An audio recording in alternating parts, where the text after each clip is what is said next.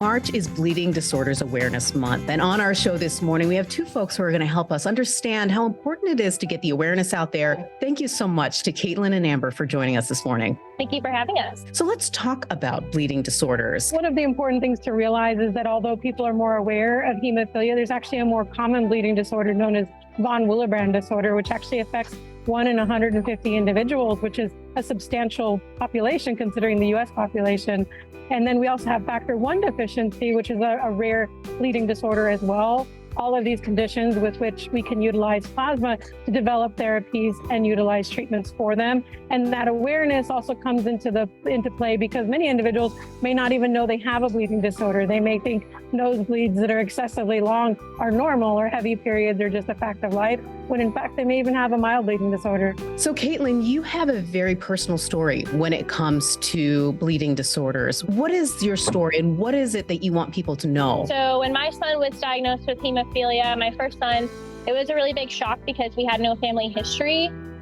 He had a couple of bleeding incidents. They did a heel stick to test his jaundice levels and it just didn't stop bleeding. Then he was circumcised and that wouldn't stop bleeding. So the doctors were like, okay, something's up.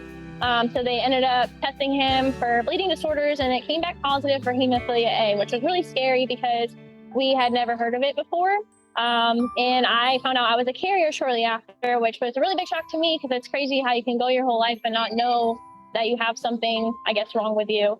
Is that common, Amber, to not have a family history? Yeah, so in about 30% of the cases, the hemophilia is what's called a spontaneous mutation, meaning that DNA just in conception has rewritten its own code and decided to now manifest itself and not make this particular protein. So this can happen with any pregnancy, 30%. It is still rare occurrence, but within 30% of the diagnosis, there is no family history.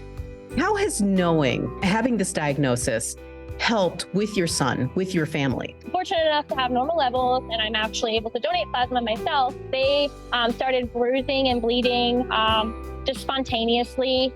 And it was not like normal bruises. It was like big hematomas. So that was like our key to get checked. They do have the severe form, so they do bleed a lot. So it's very important to have the factor 8 therapy to give to them, I guess, as a preventative measure. We do it 3 times a week to keep their levels up so that they don't have this crazy bleeding.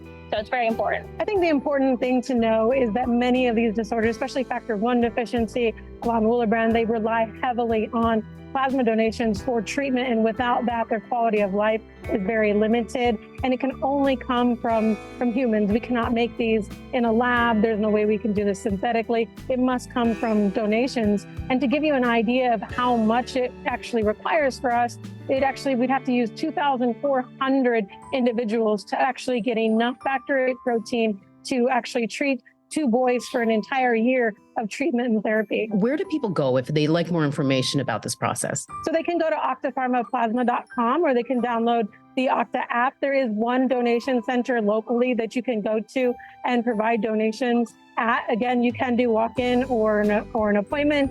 And I want to make people remember too as well that the life you save may be your own. We also use many of these clotting proteins and the processes to treat things such as trauma or postpartum hemorrhage, which people may also be likely to encounter in their everyday lives. Thank you so much, Caitlin, Amber, for being on AM Buffalo. Really important information that people need to hear right now. Thank you for having us.